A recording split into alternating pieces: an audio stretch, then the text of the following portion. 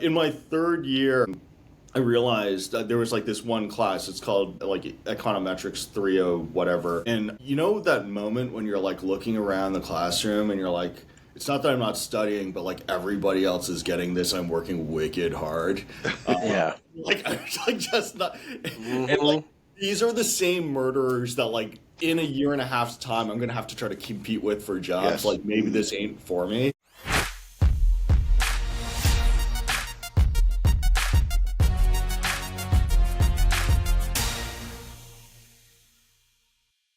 Hey, this is William Tincup and Ryan Leary. You are listening and hopefully watching the Inside the C-Suite podcast. We got Jon Lowe from DailyPay on today with us, and we've had a wonderful pre-show. Probably one of the funniest pre-shows we've ever had. So Probably better than the episode to come. Oh, 100%. We should have recorded that. Yeah. So let's do some introductions. Jon, would you do us a favor and the audience a favor and introduce yourself? Sure. My name is Jon Lowe. I support the HR program here at DailyPay. Technically, my title is CPO, but I'm a doer of many things around here. We operate within the earned wage access space. We've got a really great team. There's about 850 of us. We sit mostly in New York, but we're kind of all over America at this point. Right. Right. You're global pay too, right? You can do global, or is it still in the four walls of the U.S.? We're mostly in the U.S. We have like a small footprint in Canada. We're starting Right. into the U.K., but I would say that we're predominantly U.S. focused right now. And CPO, Chief People Officer, yeah? CPO. I will say that there's an element of like confusion on ADP. It says I'm a CHRO. Yeah. I would say that 95% of the time you can call me John. Hey there. Yeah. We're pretty. Got a like quick that. question. Yeah. My in-laws call me asshole, so that's cool. Yeah. I'll respond to anything. Go ahead, Ryan. Yeah. Is there really a difference though between CPO, Chief People Officer, and CHRO? I don't know. I think that there's been kind of like an evolution of the titling. I would actually say that there's like a pretty sizable evolution of the function. And Right. you think back over like the last 10, 15 years, that CHRO, I would say that Chief People Officer is probably akin to Chief Personnel Officer, Right. which is probably more likely what we were, as recently as, 15, 20 years ago. So Right. again, I think that out of all of the discipline areas, we probably feel a little bit confused about what it is we call ourselves and what it is that we do as a byproduct of the evolution that continues to happen within the space. Yeah. So, Well, it's an identity crisis to people that are outside of HR. But really what's going on is HR both is evolving, but it's bringing on new things and letting go of things. So things that were important 10 years ago, projects and programs and things like that aren't as important. You have a new emphasis. Someone was asking me first week of January, is like, what, and they were a CPO, and they were like, what do you think that we should be, that everyone else is focusing on? 5 things that people are focusing on. I'm like, here's the 5 things, not a problem. But everyone's they're at different starting points. Yeah. So if it's DEI and that's important to you, great. Or if it's AI training, everyone's at a different place, so it doesn't really matter. You've got to kind of do the audit of what matters to the company, and then redo your entire plan to then be adjacent or at least congruent with whatever's important to the company. Yeah. No, it's funny. Like if you think about all the other C-suite functions that are out there, finance, legal, technology, They don't change much. They really don't. Like, financial years, audit, tax, internal controls, treasury, relations, like those are bona fides for those functions. And so I do think that it's an interesting thing that you guys picked up on, which is it CPO, CHRO? What is it that you're focused in on? Again, what it is that we're focused in on this year might be very different the next year. And it's one of these things that I would say is inherently interesting about the space because of the fact that it's so varying, it's so evolving. I don't think that, who knows, in 20 years, maybe we'll have a settled definition of what it is that sits within the scope. But as it stands right now, it is still very transient. It's interesting because what you've just, with the story you've just told, makes me think of the personalities that thrive in sales, in accounting, in finance, where year in and year out there's a cadence. Whereas in HR, It's very different. There are some things that have a cadence to them, but most of it is firefighting, because at any given point, a sexual harassment claim could land on your desk. And it's like, well, I was doing this other project. now it looks like Yeah. I've got to do this project, or not just those things, but anything could It's drop on the your human desk. nature of people. Yeah. I mean, with finance and accounting, John, to your point, It's ones and zeros. same thing, right? Rules change, laws change, so you adapt to that, but your job is the same.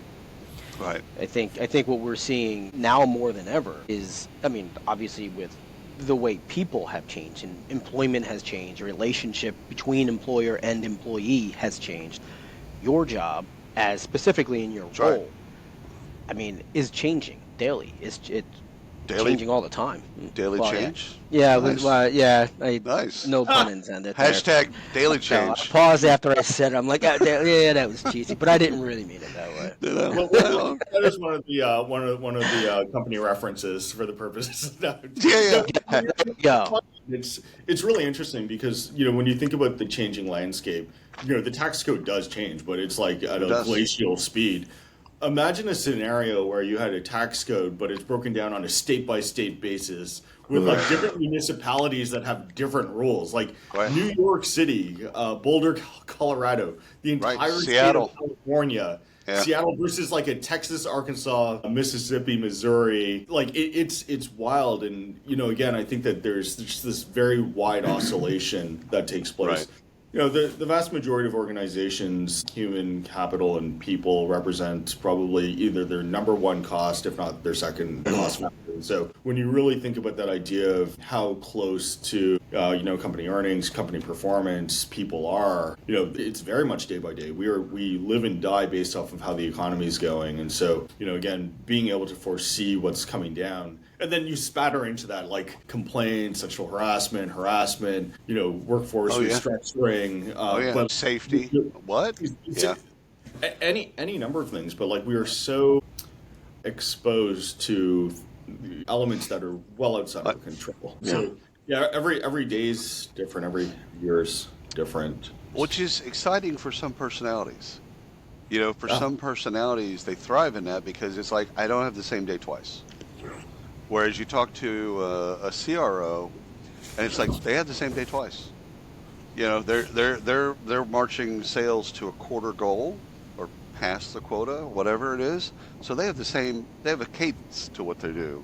Whereas that personality probably wouldn't thrive in HR, and HR leaders probably wouldn't thrive in that environment.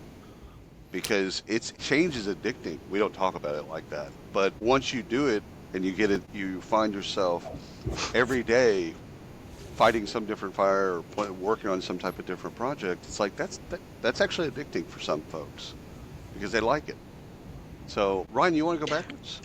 Yeah, I was just going to say, as riveting as HR conversations are, I really want to learn about John's background. I mean, you got Let's a do huge it. personality. I'm just thinking there's going to be some funny stories in here. Let's do it. And let's do it, man. Let's go back.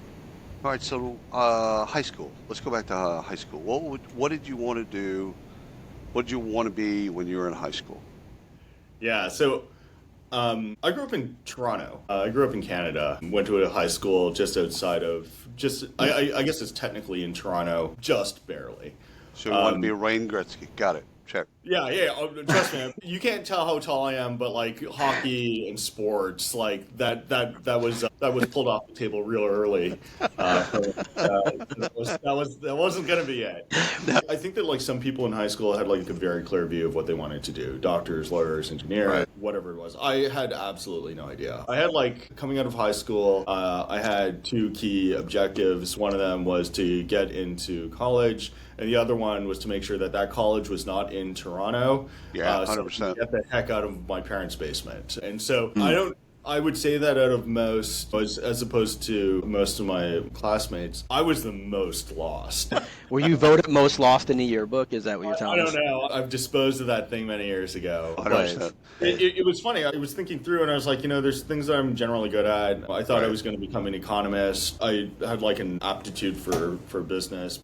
Like I wasn't a killer in anything. I was like mediocre at accounting. I couldn't figure out debits versus credits. Like it wasn't really all that. Like I wasn't anyone's first pick. Right. Dodgeball. God.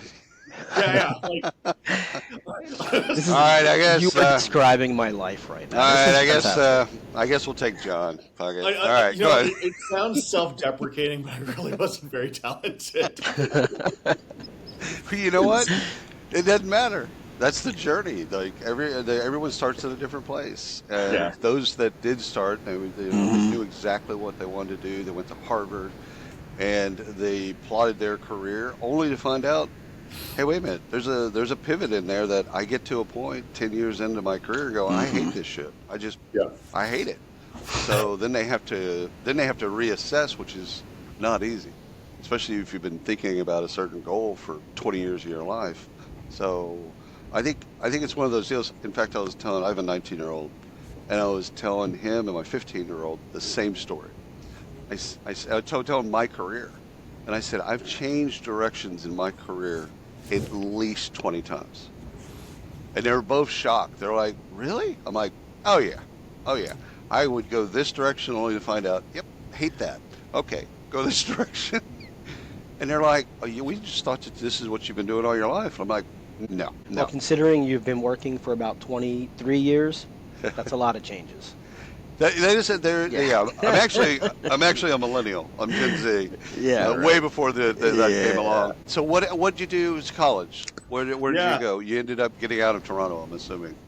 Yeah, I went to a school just outside of Toronto. It was called Queens. I think one of the things that like really shaped me as part of that process was that like my parents were immigrants to Canada, and so there are like a very limited number. Like if you have any Asian friends, you can ask them. Oh yeah.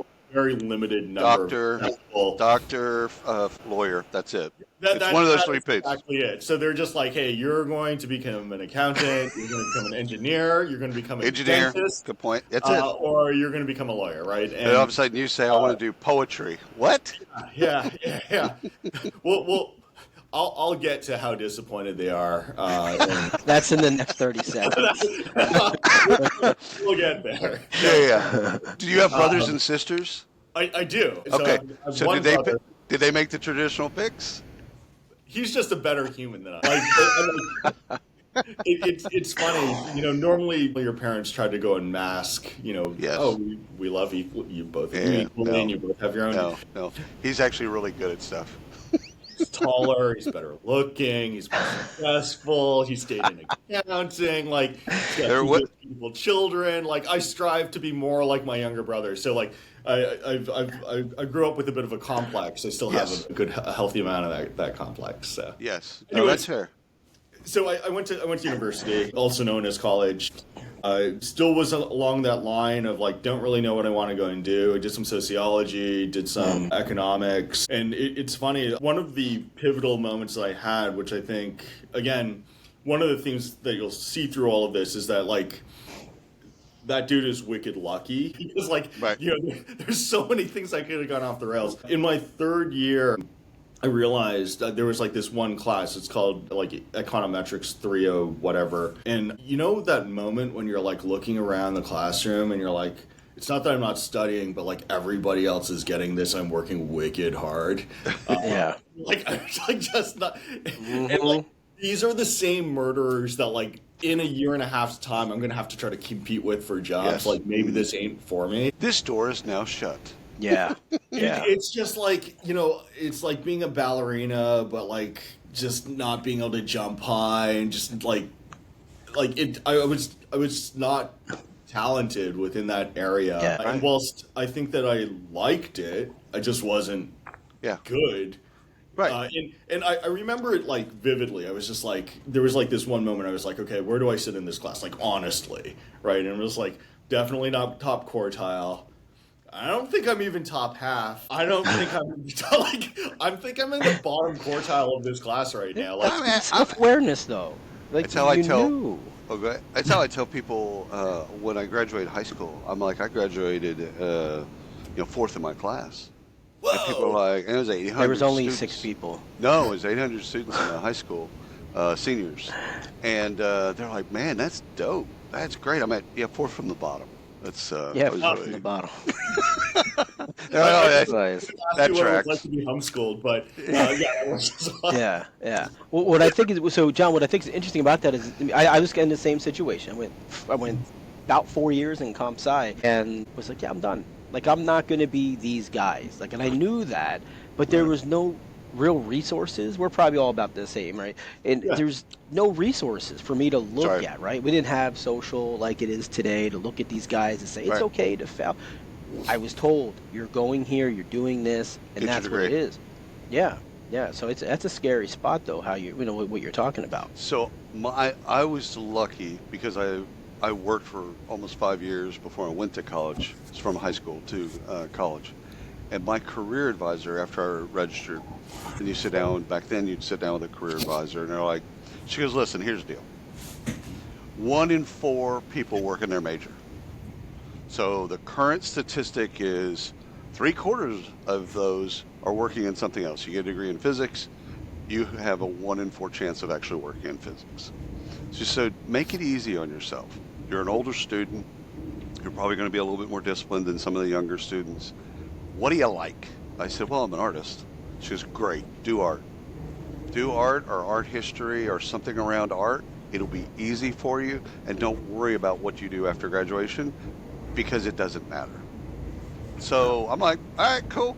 Went over to the art department, talked to scheduled time, talked to the chair, and he's like, man, show me your portfolio. I'm like, all right. Showed him his portfolio. He's like, hey, listen, what do you want to do? You want to do an MFA? You want to do a BA? Do you want to do art studio? Do you want to do art history? I'm like, I kind of want to do the history side. I feel like I got the art side. I really want to do the history side. It sounds interesting. He's like, fantastic. You're going to love it.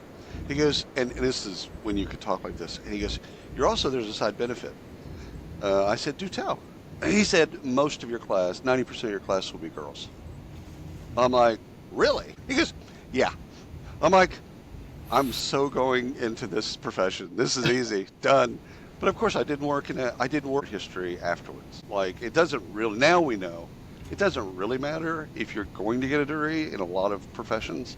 Just get the thing, tick the box, Yeah. and move on. So what was the first thing you did out of college? yeah. So it's funny. So in my third year, I ended up after I had that epiphany that I kind of sucked at like the thing that I thought I wanted to do. I actually picked up like an associate's degree in HR. I did an associate's program in HR, and that was like my contingency plan. I was like, oh god, like I just need something that's going to preclude me from. I got to have some skills in something, right? And so my first job out of college was actually at. For the first time ever, my parents were actually proud of me. I got it. They must have mixed up the names. I got like one of those coveted roles in Big Four accounting. So I got a job as an analyst at KPMG. You didn't even have to tell them that you were in HR. You just said No, KPMG. I wasn't in HR. I was in advisory services and protection. So I got really lucky. Like I'm Oh, yeah. pretty sure this is a byproduct. They mixed up the names. Yes. Yeah. Yeah.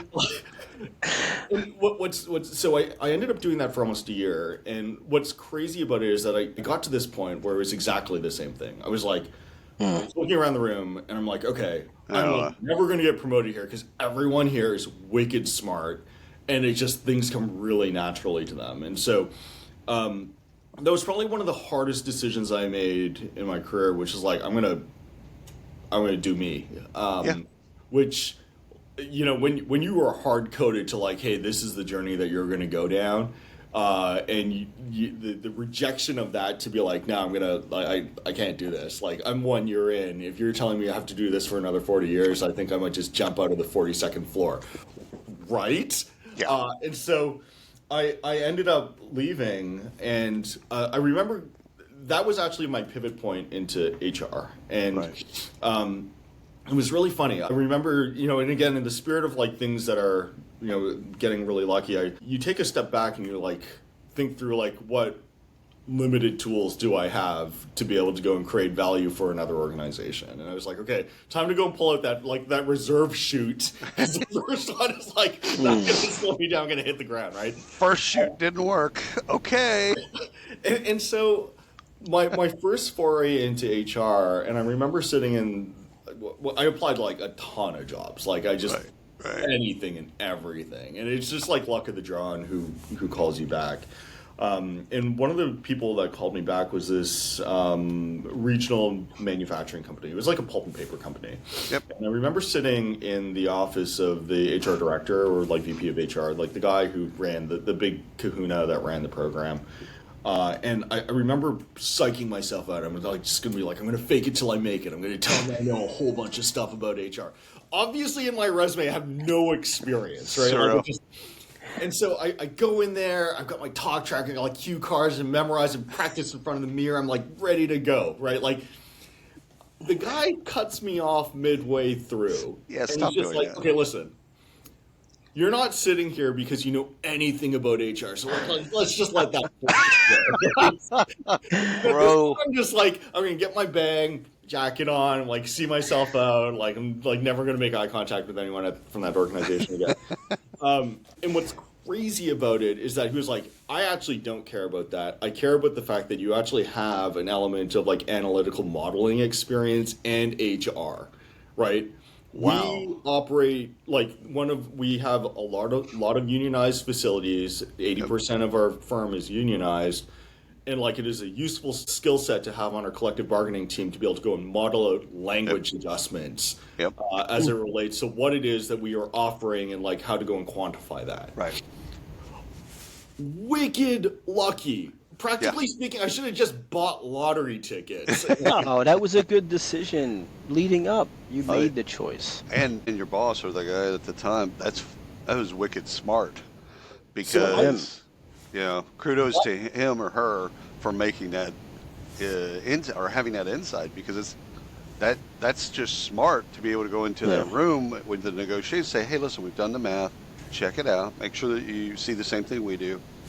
Then you don't have irrational expectations on the union side where they come in and go, it's up here. It's like, actually, let's just look at the math. You can have the math too. Like that's brilliant. I mean, on their half. But let's get to the real question here, John. How disappointed were you that you spent all that time preparing and you said, dude, just stop talking. Yeah. You got the job. Yeah, no, trust me, it was really humbling, and I think that like that's one of the things that, I'll tell you after you apply to a zillion jobs. So, just want something. Real humble, real fast. It doesn't matter. I'll get coffee, whatever. I just want something. And I think that it's that piece which like is actually a worthwhile process for people to struggle through. Like that cultivation of grit and just humbleness that comes out of like, maybe I can create value, maybe I can, and like, everyone tries hard, and that's just the cost of admission. Like, I think that that's really important. And so the long and short of it is I join them. I get put into this weird position where I'm like getting to see way more about the HR program than any fledgling HR person should ever get. And so I ended up staying there for about 4 years. It was actually longer than I anticipated. I thought through it. I was like, I'm going to go to law school. I told them I was going to go to law school. They were like, oh, and again, in the spirit of getting wicked lucky, they were like, you know what? I happen to know that instant noodles are a core staple of your diet. If you're willing to stick around, we'd pay for an MBA. And so they actually, this was like at a simpler time. They paid for my MBA, a Canadian MBA, so don't worry, it was wicked cheap. And so I ended up getting my MBA there, but also getting my foothold into like a core amount of HR experience. And so that was, again, the one theme that you will see through here was wicked lucky. It was also the same moment that my parents did not understand what I did. And I'm now on the dark side of parental disappointment, because at that point, from approval and excitement to you're back to John. Yeah, are you an engineer, lawyer, doctor? Are you one of those? If you're not, what are you doing? What are you doing with your life? What are you going to do with that? What are you doing? The worst is at weddings when they're like, this is my son Matt. He's an accountant, and then they get to me and they're like, not sure what he does, but I think it's recruiting.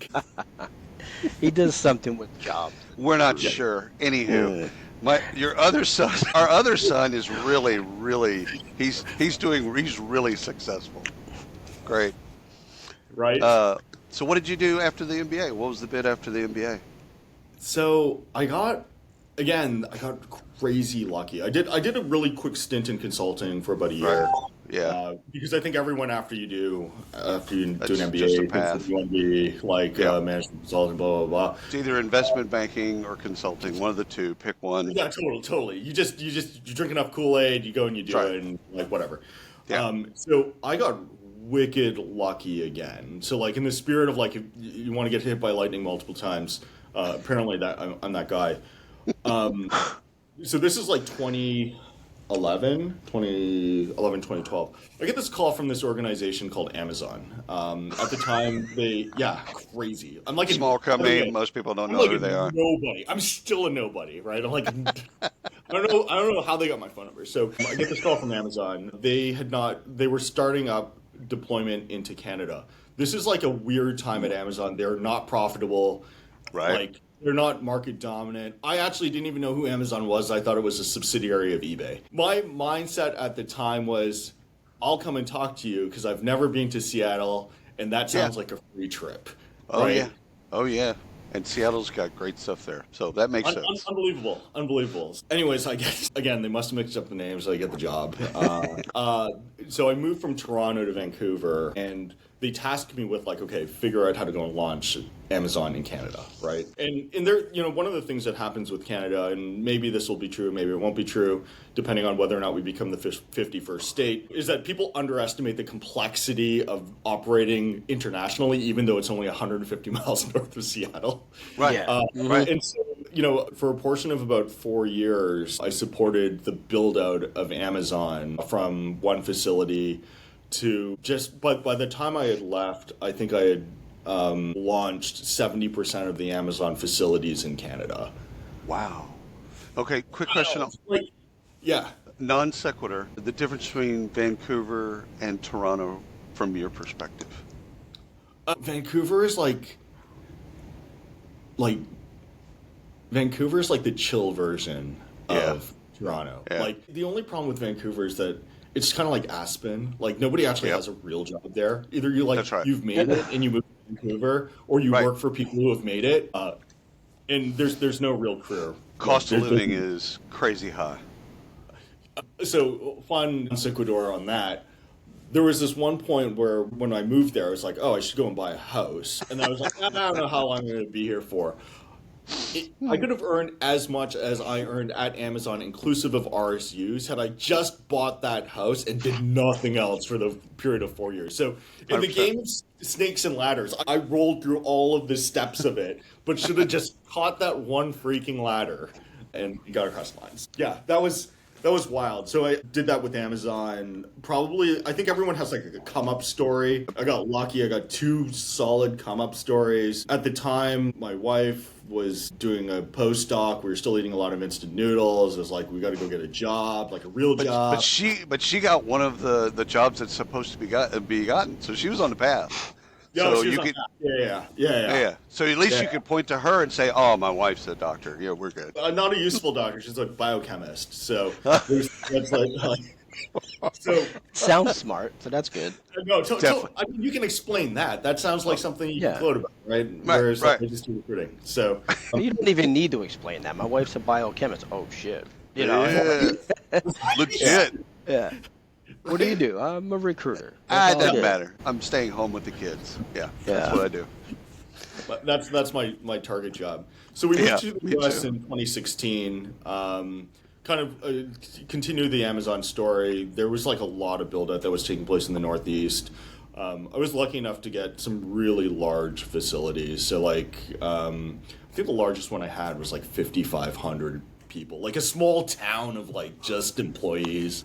Wow. And it taught me a lot about operating at scale, the value of standard work, scalability, and like really operating within like a big tech environment. I did some work within analytics, which was really nice. So like labor modeling for like hundreds of thousands of people, which is like crazy when you really start to think about what that means from a scaling standpoint. Again, I got really lucky to be able to go and get moved down to the US. We've been down here since. And then one of the things that I learned towards the end of my time at Amazon is that I think that the things that made me most excited about Amazon in 2011 started to give way to like, they were big and mature and like really focused on scaling.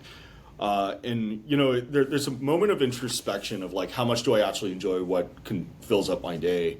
And I realized that like I am inherently like an earlier stage person. I like building and thinking and breaking things and like, to the point of like some of the conversations we had about like building furniture and stuff. Like I like putting stuff together even if it's a bit janky. And so I ended up electing to leave Amazon in 2019. And then COVID hit and Amazon stock price went up to $1 zillion.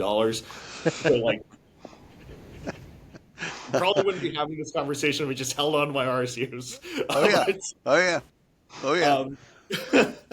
But I had a chance to join like a fintech firm. I pivoted back into that this time investment thesis of where I play best, which is like Series C, D, E, and exit into IPO. And that's just that opportunity to be able to actually build stuff versus, and I think that there's like a mindset element of either you're a builder or you're a janitor, right? And I would like hate janitorial work. I hate the idea of just like every day's Groundhog Day, and I was just like, give me some DeWalt tools and let me go and build some janky stuff. And like, when does that happen for you though? So in these roles, when did that start to happen? Is it the amount of time, something changes in the workforce, or you've gotten to a level of build and you're just like, all right, my job's done, you get bored and you move on? Monotony. Yeah. It becomes the same. I think that at Amazon, it creeps up on you, right? Like suddenly, the idea of being able to operate, you become, in large organizations, there's a tendency to become narrow and deep, right? Right. And, suddenly, and it creeps up on you. Like, whereas, when I first joined in 2011, 2012, I was literally a janitor. Like, I would push the broom around the place and like tidy stuff up and like whatever needed to be done I would go and do towards you have like a scaled team. There's like 40 people on your team and you're now just like air traffic control for like just landing airplanes, and every day is another day at JFK and you're going to land 190 airplanes during your 8-hour shift, right? And like that's the process of like, again, it sneaks up on you because first it's like you got to land airplanes, but then your job becomes narrow and deep where all you do is you talk to pilots and you land airplanes. And so I don't know. It's funny. So for the last couple of years, I've been operating within the fintech space. I joined a company called Revolut. I joined them quite early on. I think when I joined them, they were at like a $550 million valuation. It was just a bunch of like vest-wearing tech bros trying to rewrite the invisible rules of money in New York. And so spent about 2.5 years there. That was really cool because, again, in the spirit of getting lucky, that company took off. They did really well in Europe. So when I joined them, they were just entering into Series C. They did a raise at 1.7 billion, 5.5, and then they did this massive leap to like $30 billion. Their last raise was like $45 billion. And so like, again, that journey of like build really fast to be able to facilitate scaling is just inherently very interesting. I was then, I got pulled to a broker dealer, think Robinhood, but for Europe. The name of the company was eToro. And the thesis there was like, get us mature so we can SPAC.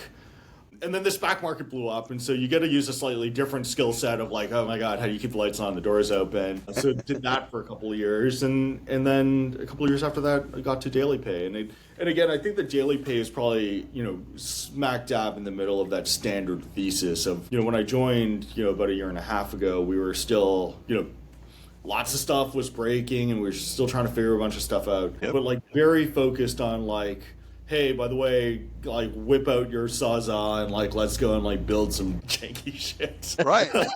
That's work. Yeah. Well, again, it's this idea of being able to go and build and to move the needle and have like something that's tangible. Is it like world class? Maybe not, but it is like there was no table there. Now there is a janky table there, but at least something that we can start to iterate on.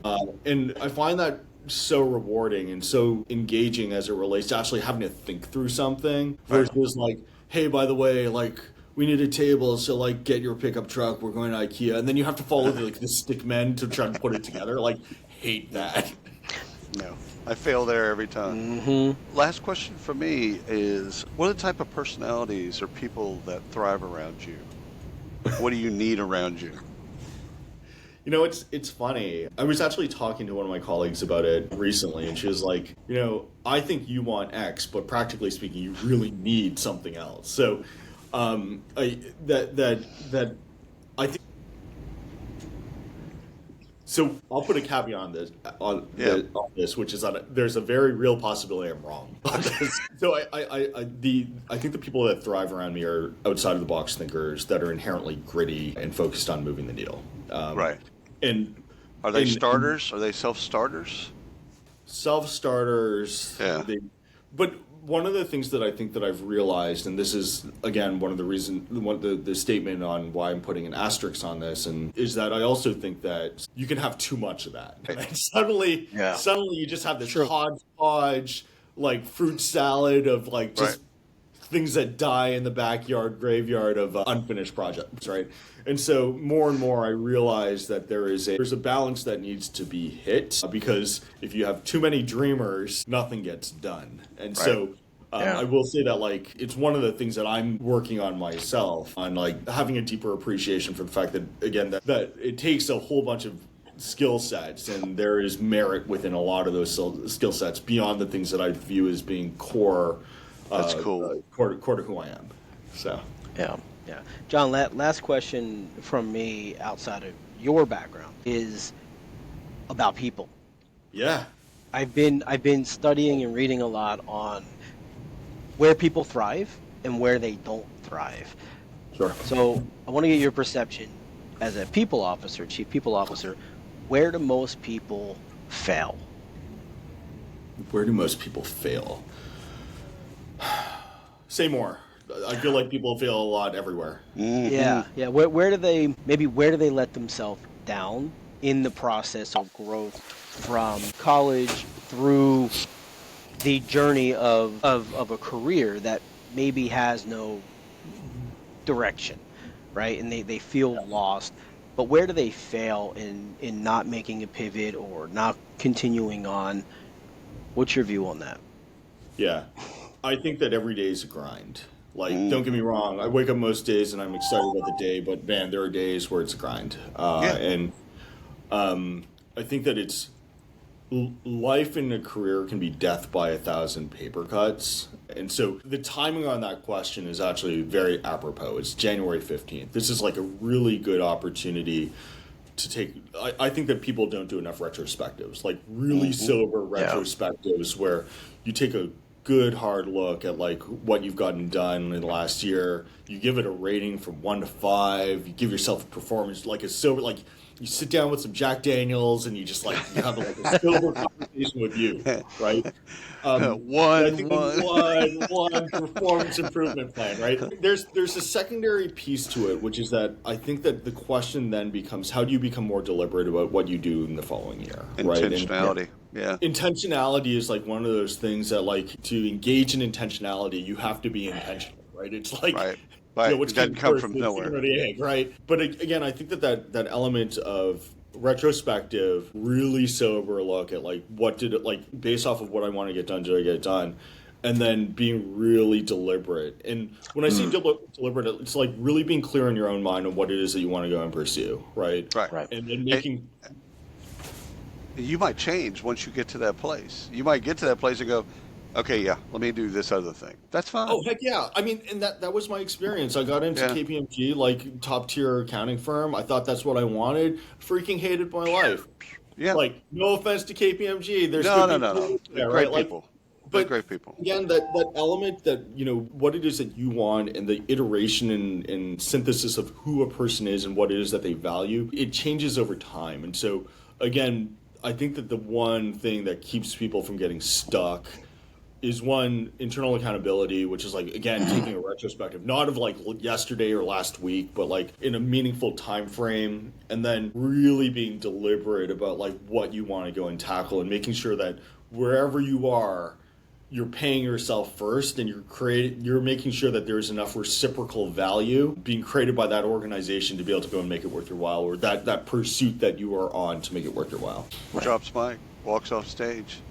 Jon, this has been wonderful. Thank you so much for your time. Thanks for coming on the show. I know the audience is going to love it. And also for the audience, thanks for listening. Until next time.